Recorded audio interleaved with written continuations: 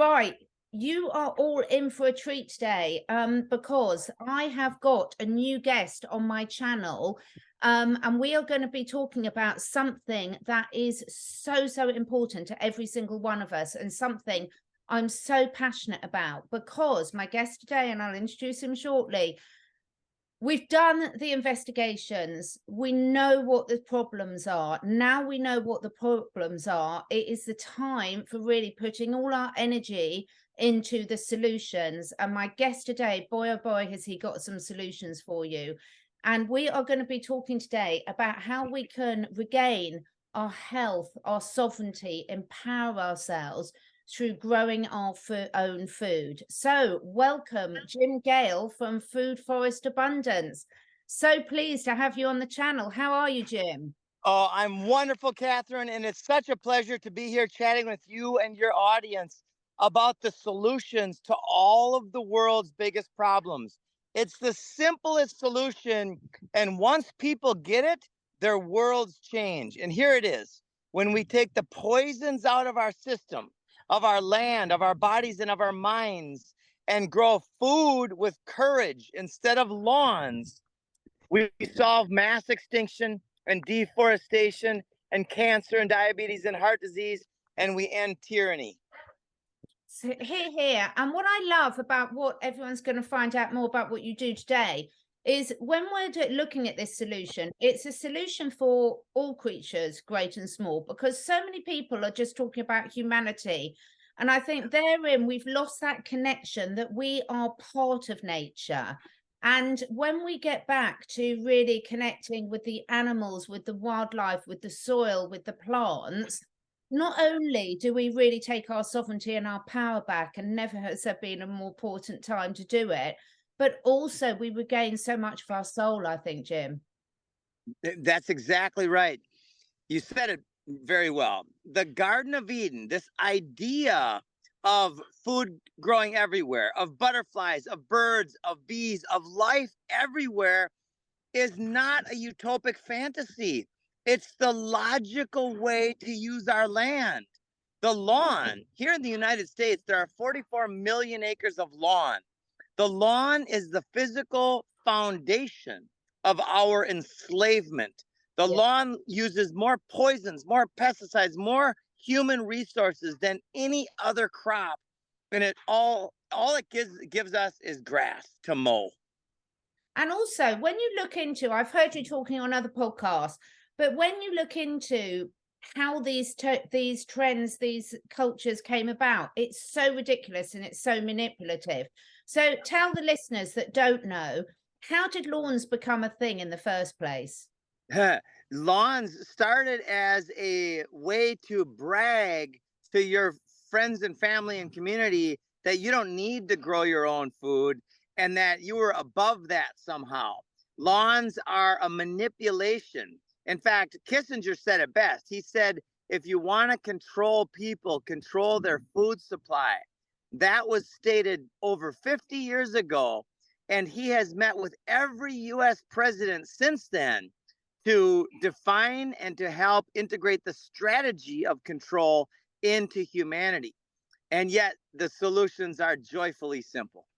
This is what I love about it. And I think this is where, I mean, I'm really lucky. My audience are really health conscious. And also they've got a pretty good idea of connecting all the dots and how all this fits together. But I just want to mention people, you know, having a lawn as our garden and thinking that serves us in any way is just as ridiculous as putting metal shoes on horses. All my listeners know I'm passionate about working with animals. And when you look at the history, go look at it, folks. Research why we started putting metal shoes on horses. It's disconnecting them. It's stopping them grounding themselves, earthing themselves, stopping that connection. So some of these traditions that we've really been living with for so long, not only are they ridiculous, but also they're really harmful.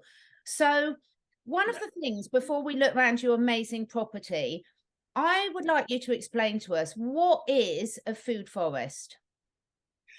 A food forest is a diverse group of foods, guilds. A guild is a community of plants that support each other, like a natural forest. And how much maintenance does a natural forest take? When I ask that, people laugh. Like, what are you talking about? Nobody maintains the Amazon jungle. Is all they do is cut it down, Mm. right? So this here is a food forest. We have 230 types of edible and medicinal plants growing here. People say money doesn't grow on trees. Yes, it does. Mm. A food forest is the ultimate stack of functions because this is far less maintenance than a lawn. A lawn, this is, by the way, this is only 14 months in the ground. 14 months ago, there was nothing here but sand. Now we've got enough food from this 1 acre area to feed multiple families all the food they need to thrive.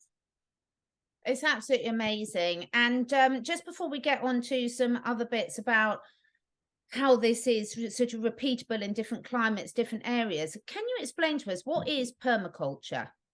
Yes, permaculture is the agricultural design science that mimics nature. It mimics the natural systems that are regenerative, and it focuses on the design elements and the ethics, right? Voluntarism, do no harm, people care, and earth care are the basic ethics of permaculture. And then the design principles about working the edges and stacking functions, right? I'll give you an idea of stacking functions. A food forest is not only incredibly beautiful landscape. I mean, how many people think a lawn is more beautiful than this? Yeah. Well, I don't think that. Not, I've never met anybody who stands here and says my lawn is more beautiful than this. Yeah. So by its very ornamental nature, it's an incredible function. It also provides all of the food that we need. It also provides habitat for birds and butterflies and bees and life. And it takes out the food security risks that we have, right? And it also ends cancer and diabetes and heart disease. It also will reverse mass extinction and deforestation, and it will end world hunger. So that's called stacking functions. That's a permaculture principle. So permaculture has within its science not the hypothetical solution to all the world's biggest problems, but the demonstratable solution to all the world's biggest problems. This is what I love about it. I've got a little bit, to be quite honest, sick to death of people spending so much time and energy talking about what might be coming in the future instead of what we can actually be doing now. And there's so many more benefits than, let's face it, a fundamental need for any species, doesn't matter what you need, is food, and clean water.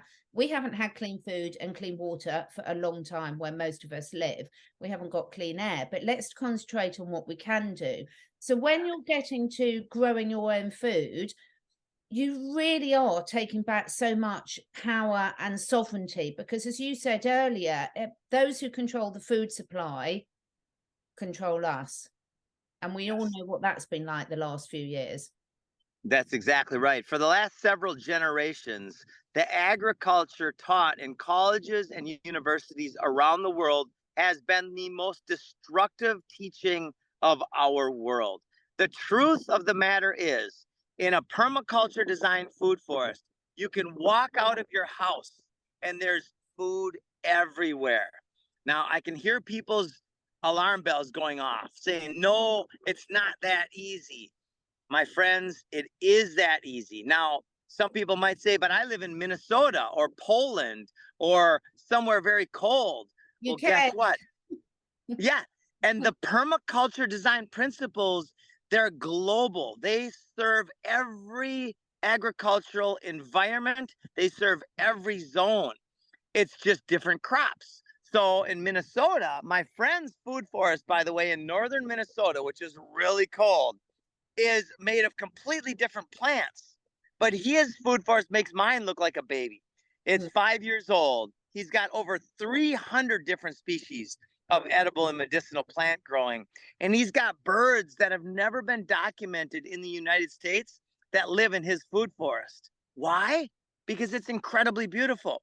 Now, can he go outside in January and harvest fruits and veggies? No, but he can harvest so much in August and September and October that he can fill his coffers for all winter long. This is so what we need. I can't wipe the smile off my face because I'm so excited about this, not just for, as I say, what it's going to do for us humans, but what it's going to do for the planet in general. And I'm not talking about global warming here, but I'm talking about using the land for what it should be used for, which means that we don't have to keep rape and pillaging with the awful mass farming traditions, whether you're talking about plant-based farming, at the awful mass animal produced farming, which is cruel beyond all measures. So a lot of people are saying, right, okay, you've got a beautiful plot there, Jim. A lot of people live in city environments and town environments. I mean, I'm really lucky. I live in the countryside, but we've got probably about 3/4 of an acre maximum that we could use for this. So what about those people that have got small plots, have got urban plots and everything? Do you provide solutions for them? We do. You can grow food. Anybody who has the desire to grow food in a closet, on a kitchen countertop, food can be grown anywhere. When we start planting seeds and learning from the plants, letting the plants be our teachers. Now, the best part about using land is once you put the fruit trees in the ground, the perennial food producers. Perennials, by the way, are plants that you plant once and they continue to provide food for generations to come. Right? That's my favorite because this is lazy gardening. This is no maintenance, free food everywhere. I'm not a farmer and I don't want to be a farmer. I want to walk outside my house and have food growing everywhere. Or if I am in an apartment, I want to have sweet potatoes and spinaches on my deck or in my closet growing tomatoes and potatoes or whatever. Now, is it easier in the country? Of course it is. So if those people who have the ability can get onto land, that's very important. And this is also very important. We have to change the minds of the people who control and manage the land. When we can convert the lawns in cities, at churches and schools and community centers of all kinds, when we can convert that land to food producing land, that becomes the foundation of a community's health and wellness. It really does, because it's so healing. I mean, I can remember my grandma used to be an amazing gardener. And even when she was in her 90s and we were all trying to persuade her, not knowing any better at that time, look, it's too much for you at your age. She was like, no, because when I put my hands into the soil, all my problems go away. And that is really, really true, isn't it? I know that you've been helping advise work in prisons and things like this, but it's transformational on a spiritual level as well to really get that connection back. We hear so many people, Jim, talking about get back in nature, get in touch with animals, but a walk in nature is great, but actually really taking your power back by starting to produce your, not only just your own food, and yes, let food be your medicine, but so many of these plants are been used for ever as herbal medicine as well. Absolutely right. I mean, even this ground cover here, can you see the yellow flowers? Yeah. So this is called perennial peanut. It's a much better ground cover than grass because the plant fixes nitrogen in the soil. It's also edible. Isn't that cool? So when we take out the ornamentals in our landscapes and transplant those ornamentals with food production, it just checks all those boxes. There's no logical reason not to do this. The only two reasons not to grow something that is going to be productive are evil and ignorance. And we can deal with ignorance, and we might even be able to inspire evil, to inspire the people that are currently destroying and poisoning our world to take the poisons out and use compost tea instead. Yeah, I love it. I love it. And I've heard you talk about one of my all-time favorite herbs as a herbalist is comfrey, which again, we've been so led to believe that it's dangerous, etc. But it's just amazing. It's amazing to use for humans and animals when you know how to use it properly. But it also, again, really feeds the soil, doesn't it, Jim? Oh, it's incredible. We've got comfrey growing all over. Comfrey is a dynamic accumulator, and it's used for all sorts of medicinal benefits. This right here is called longevity spinach because it helps you live a long time. And this is like a free salad bar. In fact, if anybody wants more longevity spinach, I'll just take a stick and I'll break it off and I'll give it to them. They can go home to their house, put it in a pot, and now they can grow their own longevity spinach. And this one here is called moringa. Oh, Moringa is you know this one? oh, I love it. I know it. And actually, that's one of the key things that's selected by elephants as well to get themselves back in balance. Yeah, it's so incredible. It's got more vitamin C than an orange, more potassium than a banana, more calcium than milk, more protein than an egg, just in the leaves. Yeah. Now, so many people, at the moment, we know that chronic health conditions, both in humans and animals, are at an all-time high in the Western world. And a lot of that is because we haven't got control over the quality of our food, over the quality of our air. So you're really not joking when you're talking about this is not only sorting out the thing that's on a lot of people's minds, the possible food scarcity, but also the health benefits. Talk us through some of that. Yes. So there have been studies done with turmeric and comfrey and moringa and graviola, the active ingredient in the guanabana tree or the soursap tree. These things fight cancer. In fact, if anybody wants to look up turmeric against chemotherapy for cancer, and it's also an incredible spice, right? Turmeric with curry, it tastes absolutely delicious. So what I'm getting at is in the system that I'm showing you, the system of abundance, there's no reason not to do this. There's no scarcity in this system.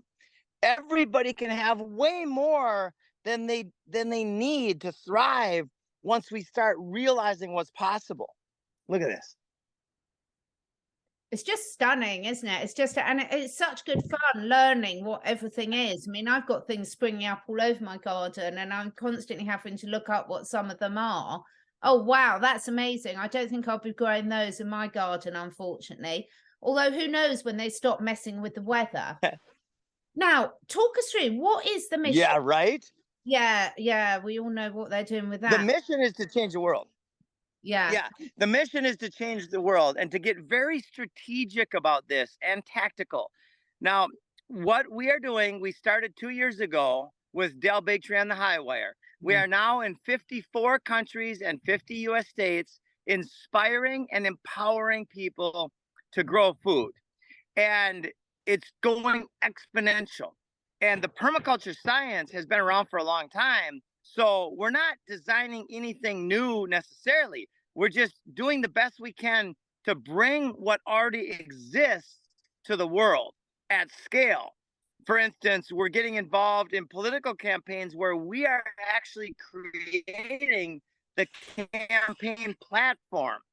And it's so logical that any ethical politician will either choose to use our resources wisely or they will be exposed for the fraud that most of them are.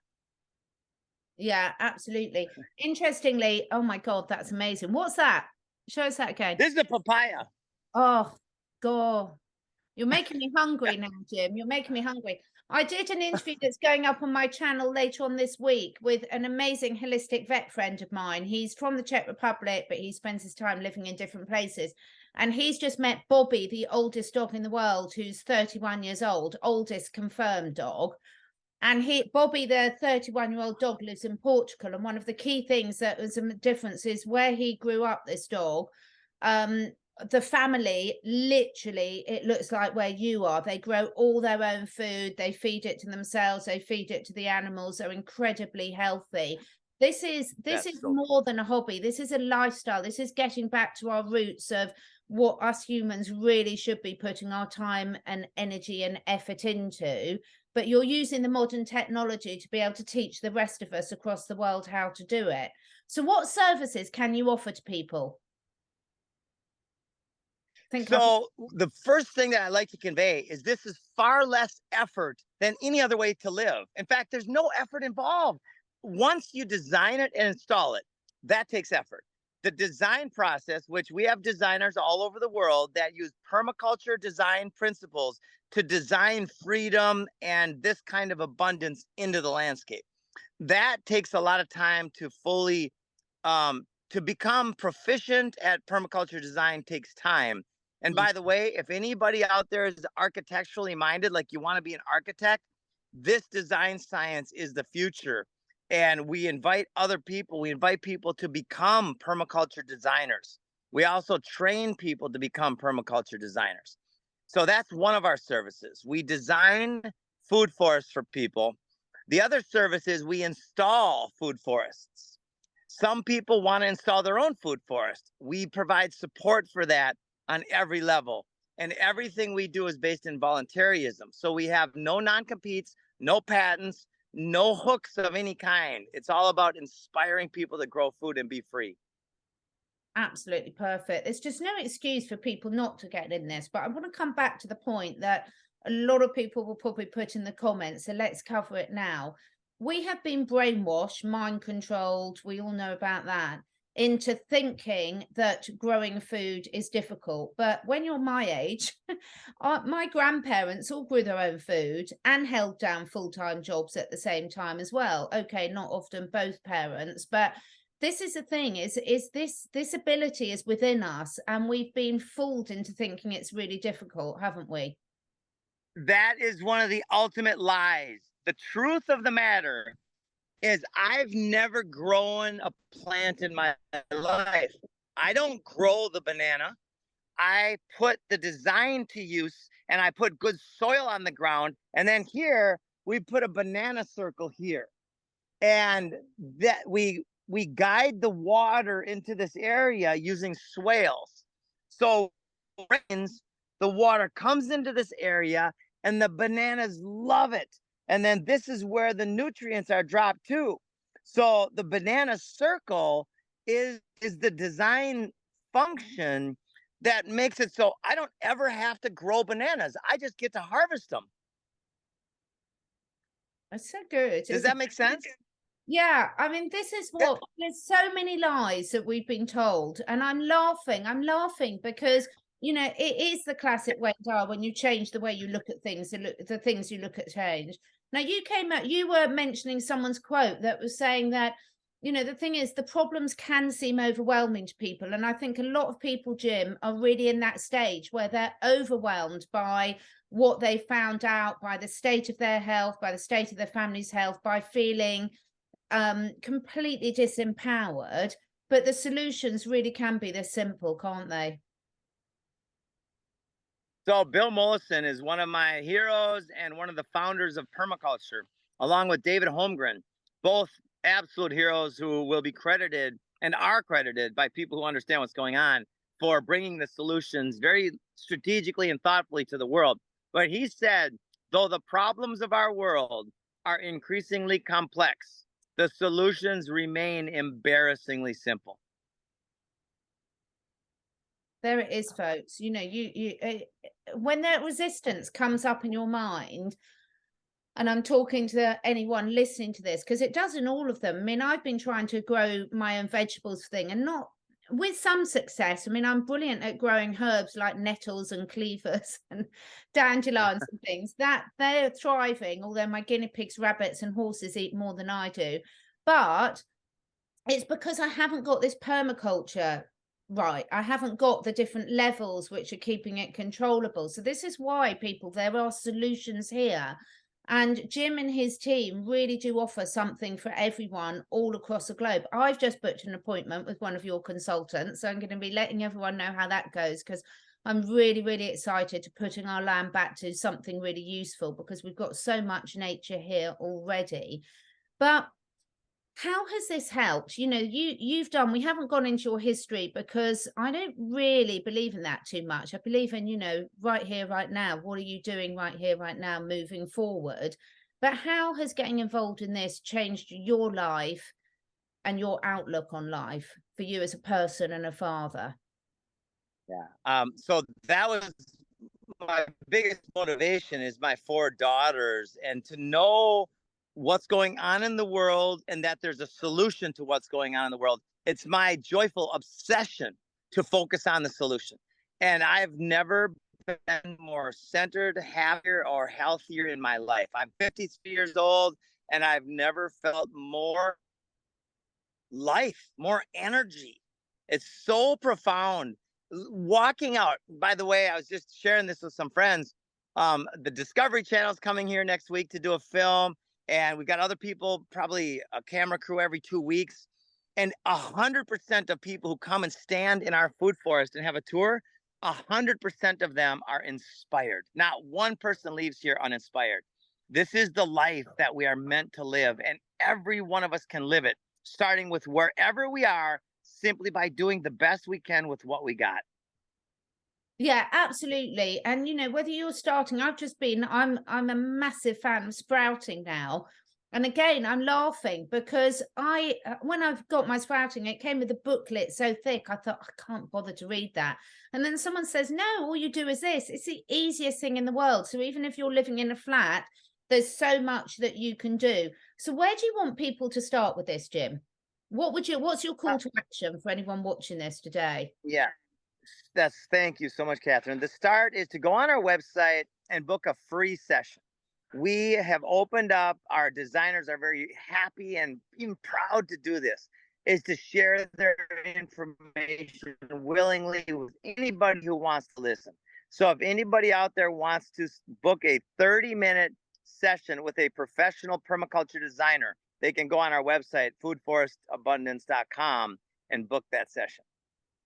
Brilliant. And that's what I've done. And everyone, the score, all the links will be below. There's no excuse, because we can talk ourselves out of this, but there comes a stage where it gets too late. There's that old saying, when's the best time to plant a tree, 100 years ago or today? We're here today. We can't leave it any longer. I mean, why now? And how do you think this really does fit into the Great Awakening? Because so many people, there seems to be something so weird about the human race where we don't take action until we're forced to. And surely we've learned that lesson now. It's so true. Victor Hugo said there's one thing stronger than all of the armies of the world, and that is an idea whose time has come. My friends, the idea of enlightenment, of a mind free of the governmente programming, the idea of using our resources wisely, taking the poisons out, growing food instead of lawns, the idea of the Garden of Eden is the idea whose time has come. Oh, I love it. And I just want to encourage people I've not got into the permaculture side of things, but watch this space. I'm going to. But because I've got sort of a lot of rescue animals, Jim, and we've got, I do quite a lot with rescue horses, and I'm absolutely passionate about them having an environment they need to thrive. And we took on a field about 5 years ago, and it was completely decimated, been completely overgrazed. It was just nothing there. And just with using the horses to manage it carefully and not overgrowing it, it's regenerated. And, Zach Bush, who we both love, the way that our soil can regenerate for every evil problem that man has come up with, nature really does have the answer, doesn't it? It does. Nature has the answer. There's AI and there's the big I. AI is artificial and the big I is real. The big I has all the answers to all of the problems. We just got to get back to taking the big profit, for profit chemicals out of our lives and for control chemicals out of our lives and going back to natural solutions. Yeah. And most people have heard of the microbiome, and a lot of people understand now that our microbiome within our gut and every other organ of our body has a huge effect, not on only our physical health, but also our emotional health.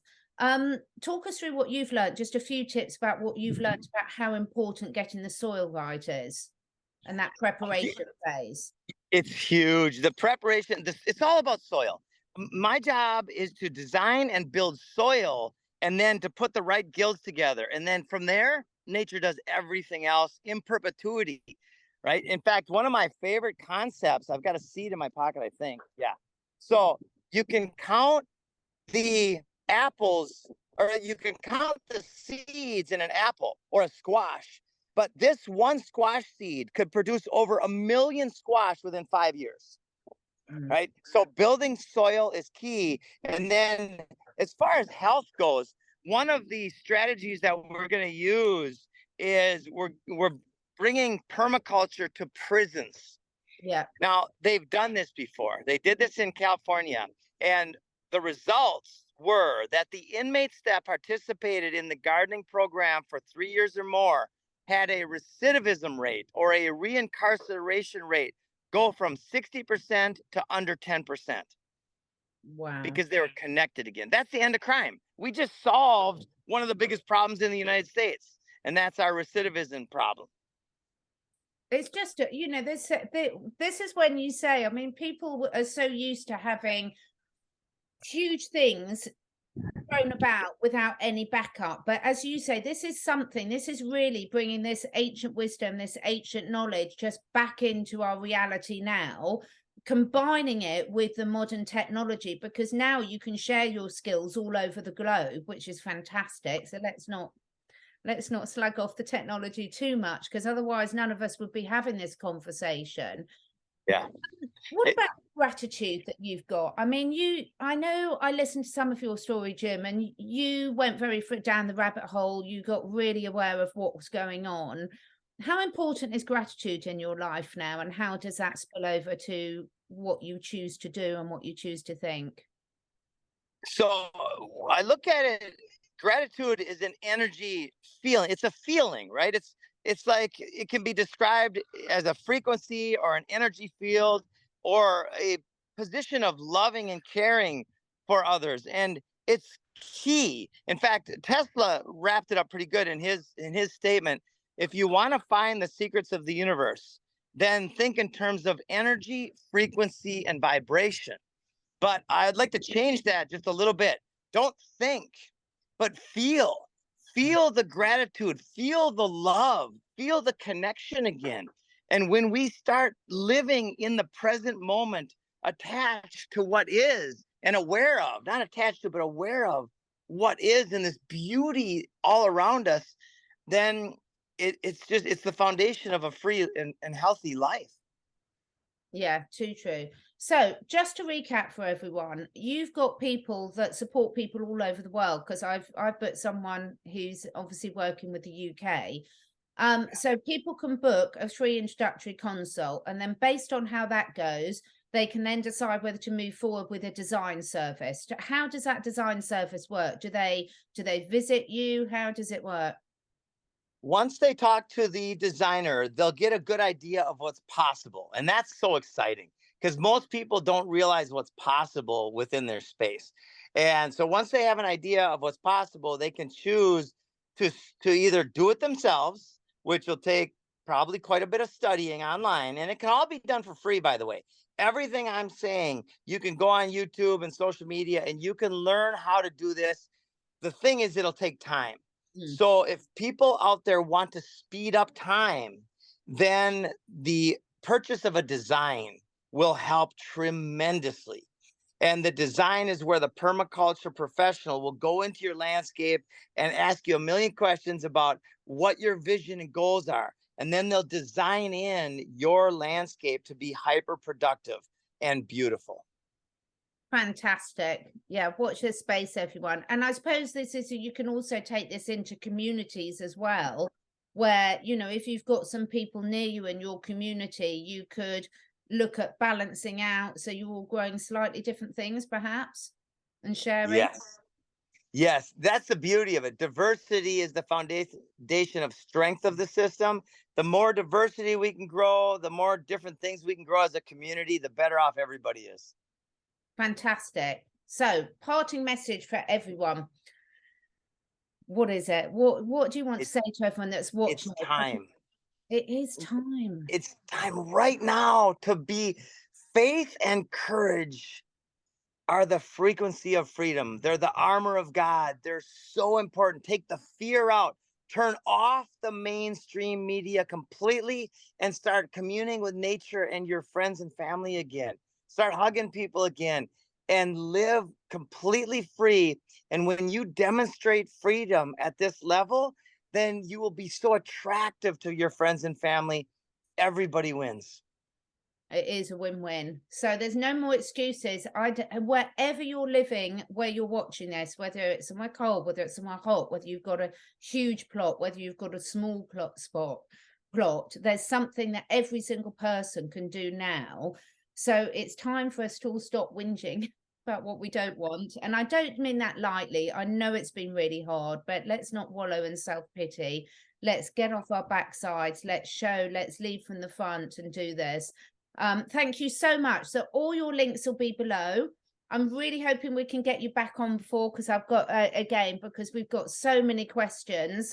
So if anyone's watching this and you've got questions for Jim, put them in the comments below and we'll get back to you. We'll either answer them in another video, but get on that site, book that consult with one of the experts, because you will, once you see what's possible, then a lot of those concerns that you've got in your head will go away.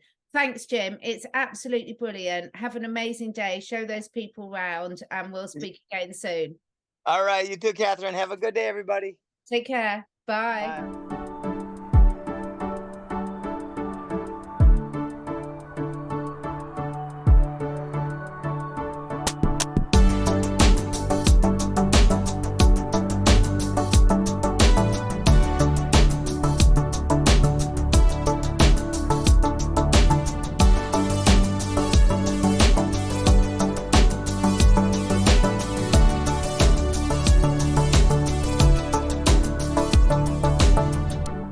So much for taking the time to listen, and if you feel inspired, please do share with your friends and family. My goal is to inspire as many people as I can to live their best lives, to stay curious, and to raise their consciousness and that of the collective. So to do this, I need to reach as many people as possible, and this needs your help. If you feel drawn, would you be willing to share your favourite episode with 5 different people? This helps us spread the word and also helps me encourage some exciting new guests to take part in this podcast. If you feel drawn to do that, I will be very, very grateful. All the links and discount codes where applicable for all the products that I support are on my 2 websites, catherineedwards.life and catherineedwardsacademy.com. All of the products are personally tried and tested by me, my family, and my clients. And finally, please do press the follow or subscribe button, depending which platform you're listening on.